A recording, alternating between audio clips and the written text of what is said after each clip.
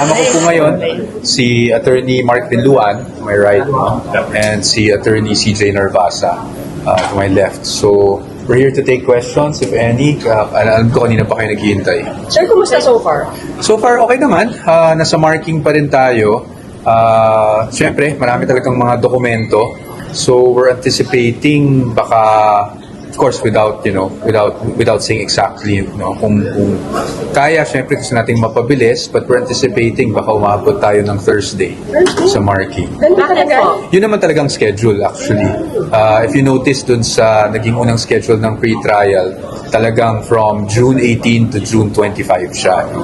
So, hopefully, matapos namin as soon as possible. I think both parties naman, both the defense and the prosecution, gusto naman namin dalawa na mapabilis at matapos na to para makapag-prepare din kami for trial itself. But just with the voluminous documents, I think we're looking at Thursday. Saan yung pinakamaraming docs? Which article of it? Yung dalawang natitira, actually, marami talagang documents yan. Both Article 1 and Article 2, which is yung confidential funds issue and as well as yung unexplained wealth na issue. So, ano klaseng documents po ito? How would you describe? Several documents talaga. Lahat naman po, from COA reports to acknowledgement receipts to SAL-ends. Yung hindi naman po bago to, nakita nyo na to dahil present na rin naman to sa Committee on Justice. But syempre dito, minamark kasi natin yan, each document. So, marking kasi is really for identification purposes. Para pagdating sa trial, madali na na ma-identify yung anong exhibit yun, di ba? Exhibit 1, Exhibit 2, gano'n naman po yun. So, we're marking all of the documents.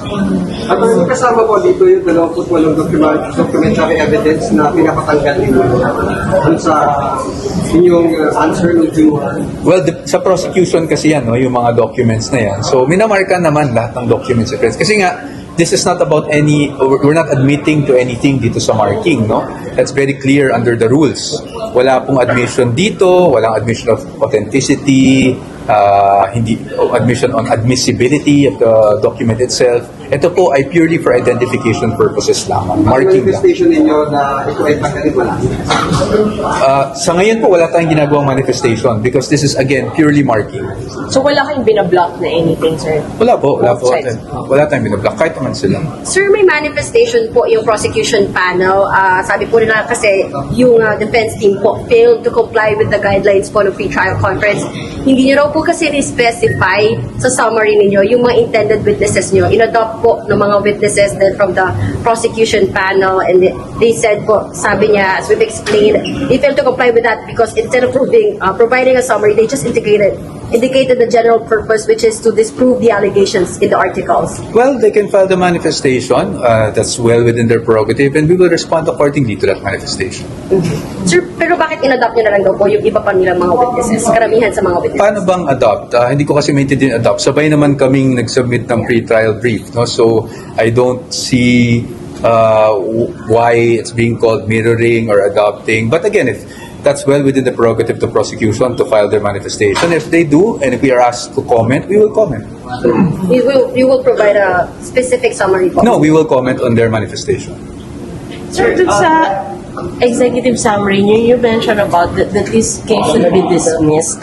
Will you actually move for that, and when is the right time for that, sir?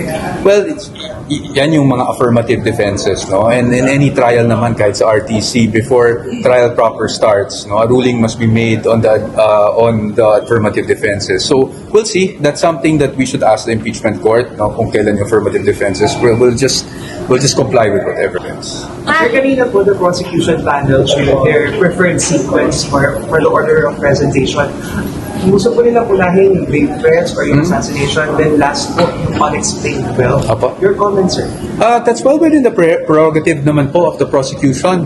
Let's be fair, kami sa defense, we just want to be objective. Yan naman po ay prerogativa ng prosecution, kung yun ang gusto nilang unahin. Ang sa amin lang naman po, we are just requesting for disclosure kung ano yung uunahin nila na articles. Yun lang naman po. So you agree with that? Wala naman po, well, it's not about agreeing or not agreeing, that is well within their prerogative. Kumbaga, nasa kanila po yan.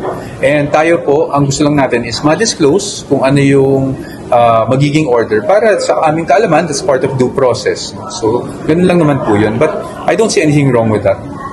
Sir, may comment ba kayo doon sa noon na sinabi ng ibang spokes ng PROSEC na tunog lata yung pre-trial brief ninyo, wala naman daw po talagang, in general denial lang ang inyong mga inilata. Ako, I always respect ang aming mga opposing counsel. If that's their opinion, that's their opinion. Pero sa atin, no, syempre, we have a differing position on the matter. Sa tunog lata, I don't want to engage in something like that. Thank you. Sir, VP will attend the trial. Again, parati namin sinasabi kung kinakailangan. Last two po, Attorney, your comment, sabi ni Congressman Jervin kanina, kaugnay dun sa pinapatanggal ng mga documentary evidence, bahagi daw talaga ng proseso yung pagsusumite ng mga ebidensya kahit kasama pa siya dun sa nabasurang complaint ng impeachment. Ano pong nabasurang complaint? Hindi po ako masyadong Kasi familiar. yung, di ba, yung 28 na documentary evidence yung sabi ninyo, kinuha nila dun sa mga hindi nasama na impeachment complaints. Hindi po yan yung argumento namin dyan. I think nagkakaroon tayo ng misunderstanding. Ang argumento po namin dyan ay hindi po siya naka-attach. Wala, kumbaga, bunso po siya nung sinasabi nga namin na naging proseso which we are questioning before the Supreme Court. No? So, ngayon yung pagmamarka, I agree. Nasa proseso lang naman. Kasi again, identification purposes lang po ito. So, wala naman pong mali sa sinabi ni Representative Luistro. So, i-gate niyo pagdating ng trial proper.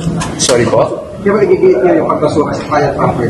Again, that is part of our affirmative defenses. So, pag-uusapan po yan definitely. Sir, Pag-uusapan po yan. regarding yung issue po na ni-raise niyo sa pre-trial brief po ninyo na wag nga po isama yung mga evidence na nakuha lang doon sa Committee on Justice hearing Apa. kapag hindi po attached doon sa Sabaya and Cabrera complaint. Sabi po nila rin doon ng mga prosecutors, wala naman pong constitutional or any legal basis itong inyong mga Apo. request.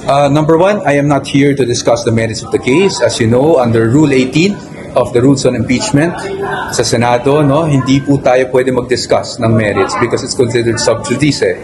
Pangalawa, kung ano man po ang isasagot namin dyan sa comment na yan, with all due respect again, because nirerespeto ko po talaga ang ating opposing counsels at ang ating mga public prosecutors, sasagutin po namin sa tamang panahon at sa tamang forum. pero ma-address ba yun doon sa order that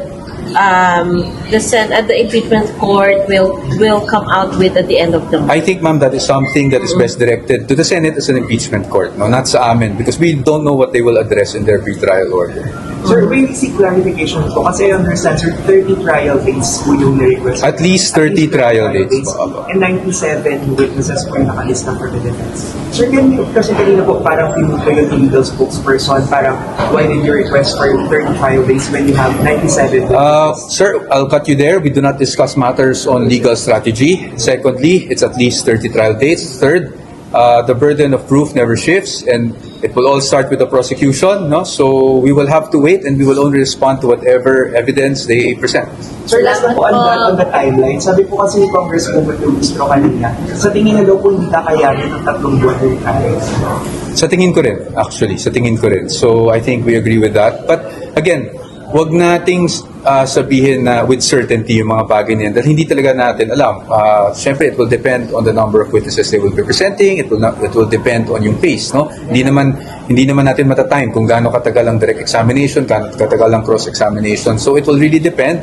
But with the assessment of Representative Luistro, sa tingin ko, 3 months is a bit tight, no? But so we agree on that point. Tingnan lang po namin. I think both sides naman po talagang we're trying to speed things up. We're trying to expedite everything. Wala namang gustong tumagal ito.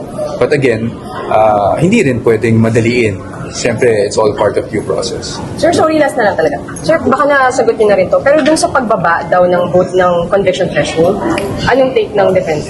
Hindi kami makakomment kasi wala pa namang posisyon yung Senate sitting as an impeachment court regarding that threshold. Of course, we have our own position, but we'll have to wait for the Senate first. No? I think it's premature for us to say anything at this point dahil wala pa namang categorical. Kumbaga, haka-haka lang po lahat ng And nangyayari. on Senator Cheese being possibly the presiding officer, okay sa inyo? Well, sa amin po, wala naman kami, kumbaga, nasagot ko yan last week. It's something that is internal to the Senate. So, sa ngayon, kung sino man ang presiding officer, we will see first, no? Titingnan namin kung meron bang paglabag sa konstitusyon o sa kung ano mga batas. Kung wala naman po, we're ready to face whoever presiding officer it is, no? Kasi I think that is something internal at the moment. Sir, the Prosec said po na yung defense team po nag-raise na agad yung issue about the threshold, yung 2/3. Ano po ba yung inyong stand on that? No, as I said, it's premature for us to really say that. What happened was during a closed-door session, no? So it would be unfair for us to disclose anything that happened in that closed-door session. But sa atin, again, we will provide you with our position once there's a categorical pronouncement kung ano ba talaga yung binabalak ng Senate Impeachment Court pagdating sa voting threshold. Salamat po. Thank you so Thank you po, much. attorneys. Thank you, sir. Thank you, attorney. Wala na to, hindi na to. Di ba sabi siya parang hanggang Hindi aabot eh. Tingnan namin. Assessment namin ang mukhang hindi aabot. Actually, dumating ako